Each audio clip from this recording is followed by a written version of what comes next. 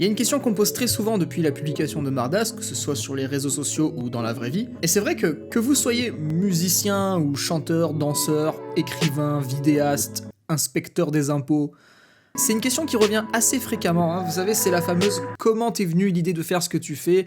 Quel a été le point de départ ? Comment est-ce que tu t'es dit je vais faire ça et pas ça ? Qu'est-ce qui t'a inspiré ? Qu'est-ce qui t'a motivé à te lancer là-dedans ?» Bref, vous avez pigé, et la réponse que je donne le plus souvent c'est « parce que j'avais envie de le faire ». C'est assez décevant comme réponse, hein, j'en conviens, mais quelque part, c'est vrai, quoi, je veux dire, il n'y avait pas de raison mystique à ça, il n'y a pas un vieux qui est venu me voir dans la rue avec une longue barbe et des cheveux longs, qui m'a tendu un cahier et un stylo et qui m'a dit « Voici ta quête, tu écriras un livre et ce sera ta destinée. T'aurais pas 2 € à me dépanner ?» Du coup, comme je sais jamais trop comment répondre à cette question sans rentrer dans les détails, pourquoi pas en faire une vidéo histoire de tout vous raconter. Je me suis dit que ça pouvait être une bonne idée, hein, et puis surtout ça fait du contenu.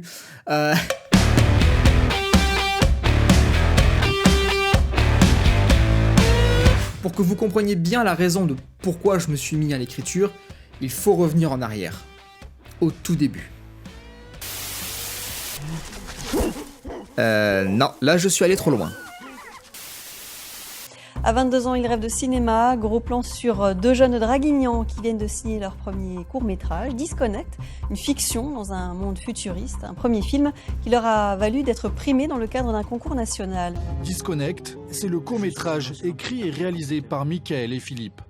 Ah, ça c'est le plan, de la ville. plan de la ville. Je me suis régalé à faire ça. Et vous avez tout fait à 2. Tout fait à deux, ouais. Tout fait à deux, ouais. On a tout fait à 2. Ils n'ont pas beaucoup de moyens, mais de l'imagination et du talent. À 22 ans, ces 2 amis sont passés devant et derrière la caméra. Faire du cinéma, un rêve devenu réalité pour ces passionnés. On s'est rendu compte qu'on aimait faire du court-métrage. On aimait ça, on aimait écrire des histoires, on aimait réaliser une vraie vidéo finalement.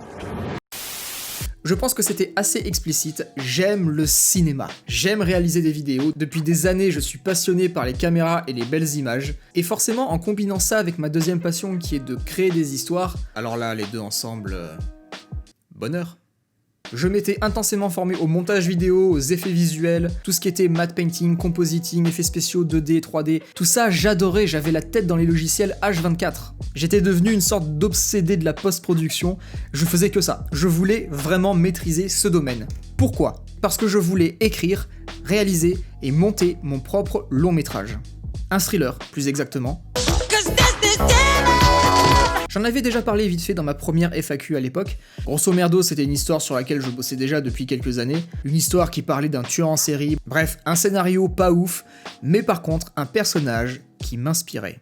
Le problème avec ce personnage, c'était que la vision que j'avais de lui n'était pas adaptée au monde dans lequel il évoluait, à savoir le nôtre. Il avait certaines facultés qui faisaient pencher l'histoire vers un côté plus fantastique, et ça me faisait chier en fait de faire quelque chose de réaliste, dans le sens où ça se passe chez nous. Je me souviens que je pouvais pas m'empêcher de foutre de la magie pour me faire rester éveillé pendant que je concevais le scénario. C'est d'ailleurs là que j'ai compris que j'étais incapable d'écrire sur notre propre monde. Parce que notre monde, il m'emmerde considérablement. Bref, ce personnage que j'avais créé à la base pour jouer dans un thriller... Promis, j'arrête. Je m'en servais pour un tout autre genre, et je me suis rendu compte que ce personnage fonctionnait beaucoup mieux dans un univers de fantasy. Le truc, c'est que j'avais choisi le thriller parce que c'était le plus abordable au niveau du tournage. Les décors sont naturels, une ville, un appart, tout ça, pas besoin de faire construire Minas Tirith dans le jardin, quoi. Et ça demandait pas beaucoup de budget au niveau des costumes et des accessoires. Mais, c'était pas ce que je voulais faire. Et je me suis très vite rendu compte que ce que je voulais faire, jamais j'aurais eu le budget pour. La vidéo, ça coûte extrêmement cher. Et quand bien même, j'aurais confié ça à des pros, pas à moi. La fantasy, quand c'est filmé, ça peut très vite devenir cheap si on ne s'applique pas correctement. Et je ne voulais pas prendre le risque de faire un espèce de film fait maison avec des costumes leader price et des effets spéciaux tout droit sortis d'une PlayStation 1. Alors je me suis juste contenté de rêver cette histoire. Et pendant que je m'évadais dans ce rêve, pendant que je le faisais grossir, en parallèle, je continuais de travailler sur le thriller, pour lequel j'avais de moins en moins d'intérêt. Pendant très longtemps, j'étais dans une sorte de frustration créative. J'arrivais tout simplement pas à exploiter mes idées. Il y avait toujours une limitation quelque part. J'avais presque tout essayé. Je m'étais même mis aux jeux vidéo. Je me souviens, j'avais appris à en développer un avec le moteur Unity. Et je trouvais ça tellement puissant, tellement illimité en termes de possibilités, que ça me paraissait un bon moyen de raconter une histoire. J'avais commencé par créer un espèce de jeu d'horreur un peu à la Slenderman pour débuter, et je commençais à bien maîtriser le logiciel à force de jouer avec, mais je restais encore bloqué, parce que je ne savais pas créer mes propres ressources en 3D, par exemple. Je me servais d'un site qui en fournissait gratuitement, et puis aussi j'étais très mauvais en code, je le suis toujours d'ailleurs. C'est pour ça que j'utilisais des scripts qui étaient mis à disposition sur les forums. Bref, évidemment le jeu n'a jamais été terminé, et j'ai abandonné l'idée d'utiliser ce moyen pour transposer l'univers qui grouillait dans ma tête. Du coup, un peu dépité, je suis passé par une longue phase en fait où je ne savais pas quoi faire de ce rêve qui était en moi. Et je me souviens que ça me rendait vraiment mal, ça me rendait triste en fait, parce que je voulais créer, j'avais cette soif de création, je voulais vraiment m'épanouir et m'éclater dans une forme d'art, et malgré tout ce que j'avais essayé de faire, le spectacle, le cinéma, le jeu vidéo, rien n'arrivait à assouvir ce désir. Jusqu'à ce que...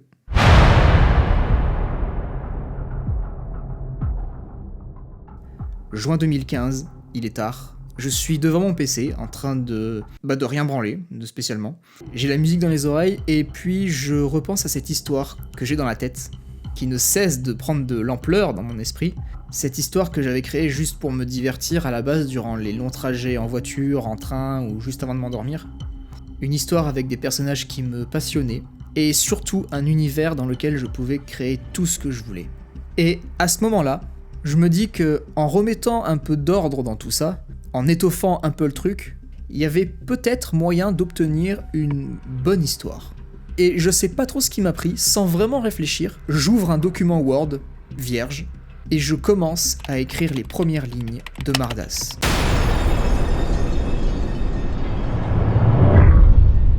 Ce qu'il faut savoir, c'est que l'écriture, c'était la dernière chose que je voulais faire. D'ailleurs, ça ne m'avait jamais traversé l'esprit auparavant. De toutes les formes d'art, c'est celle qui m'attirait le moins. En fait, je trouvais ça chiant à en mourir, pour être honnête. Mais je me suis dit, pourquoi pas ? Pourquoi pas essayer ? De toute façon, j'ai plus rien à perdre. Et au moins ça me coûtera pas d'argent, j'ai aucune contrainte, et puis surtout, je travaille seul.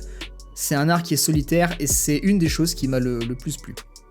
Pour en revenir à Mardas, au moment où j'écris les premières lignes, je ne sais absolument pas où aller. J'avais pas le scénario, certains personnages comme Greenwalk n'existaient même pas, et ceux qui existaient déjà n'étaient pas suffisamment développés. J'ai commencé par écrire la genèse de l'univers, histoire d'avoir une base, mais c'était encore très flou. C'était compliqué parce que j'avais jamais écrit quoi que ce soit de ma vie. Des histoires, j'en avais créé beaucoup depuis que je suis tout petit, mais dans ma tête, jamais sur papier.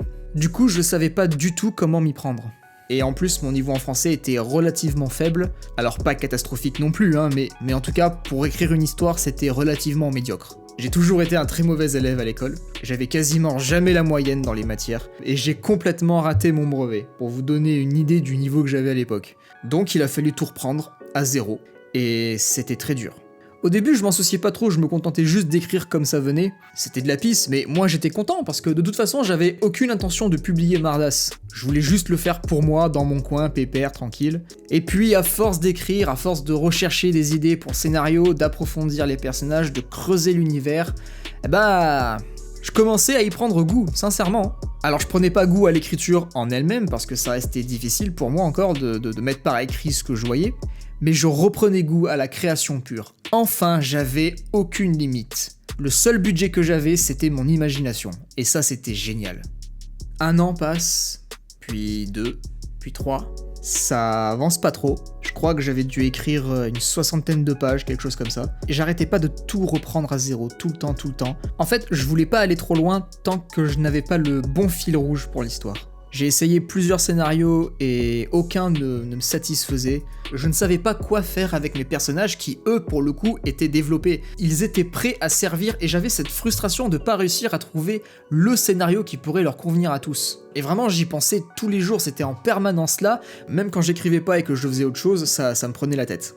Et puis un jour, j'ai fini par avoir le déclic. J'avais enfin trouvé une histoire qui me plaisait. Et c'est celle que vous connaissez maintenant. Parce que c'était ça qui était le plus important. Je savais que j'allais passer les prochaines années en étant très impliqué dans ce projet. Et quitte à y passer tout mon temps, il valait mieux que l'histoire me plaise et m'inspire. Sinon ça aurait été très compliqué.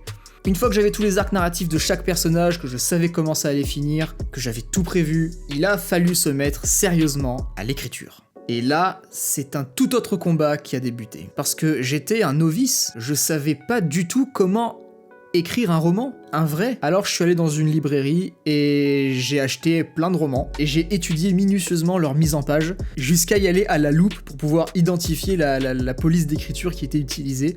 Je ne voulais rater aucun détail, je voulais vraiment m'en rapprocher le plus possible pour que ça ait l'air d'un bouquin tout droit sorti d'une maison d'édition. Il fallait que ça fasse pro. J'ai ensuite commencé à bosser sur une première couverture et là aussi je savais que ça allait pas être de tout repos. J'ai travaillé sur plusieurs versions avant de valider celle que vous connaissez tous. Je me suis aussi lancé dans la réalisation d'une carte. Et là pareil, il y a eu plusieurs versions avant de tomber sur la bonne. Tout devait être comme je l'avais imaginé dès le départ. Aucun détail ne devait être bâclé. Une fois la réécriture achevée, que tout était prêt, j'étais super excité à l'idée de publier ce roman. J'étais tellement heureux d'en être venu à bout, parce qu'il faut bien comprendre que je suis jamais allé au bout de mes projets. Que ce soit le cinéma, le spectacle, tout ça, j'abandonnais toujours dès lors que je ne m'épanouissais plus. Et là, ça n'a pas été le cas. Pas une seconde. J'avais enfin trouvé ma voie. L'écriture. Et aujourd'hui, le voici. Je sais qu'il n'est pas parfait, je sais qu'il y a des défauts, et notamment sur la correction, qui a été un calvaire pour moi. J'étais tellement content, heureux d'avoir pu terminer ce roman que je me suis un peu trop précipité et ça a été ma plus grosse erreur. J'étais tellement impatient de le sortir que quand il est sorti et que je me suis rendu compte qu'en fait il était pas totalement terminé, j'ai été obligé d'appeler à l'aide. Et aujourd'hui, malgré les personnes qui sont passées dessus, il reste encore quelques petites coquilles. Et vous allez me dire oui mais c'est normal, c'est ton premier roman, c'est pas grave et tout. Oui et non. Le lecteur en a rien à branler de ça. Quand il lit un roman, il pense à lui, à l'intérêt que l'histoire va lui apporter. Et à partir du moment où le lecteur dépense son argent, il n'a pas à accorder sa clémence envers l'auteur parce que c'est son premier roman. Et il a raison. En tout cas, cette première expérience m'a énormément forgé pour la suite, et je sais déjà que les choses ne se passeront pas de la même façon pour le tome 2. Ma méthode de travail a changé, ma façon de penser aussi, et quand le tome 2 sera sorti, je reviendrai sur le tome 1 pour corriger les dernières broutilles, et enfin me libérer de ce fardeau. Voilà. Vous connaissez toute l'histoire, alors elle était peut-être pas si intéressante que ça, mais c'est la mienne, et c'est comme ça que j'ai commencé. J'aimerais bien vous faire une vidéo qui raconte les 1 an après la publication, qu'est-ce qui s'est passé une fois le bouquin publié, comment se sont passées les premières ventes, comment est-ce que j'ai géré les premières critiques, les mauvaises critiques, la promo, les réseaux sociaux, enfin bref, je vais y réfléchir. Si ça vous intéresse, n'hésitez pas à me le dire en commentaire. En tout cas, moi je vous tiendrai au courant sur Instagram, d'ailleurs n'hésitez pas à me suivre, parce que c'est là-bas que je poste régulièrement des news sur tous les projets. Merci en tout cas d'avoir suivi cette vidéo qui était là pour combler votre ennui le plus absolu. Dans tous les cas, moi je vous fais des bisous, je vous dis à la prochaine, portez-vous bien, ciao!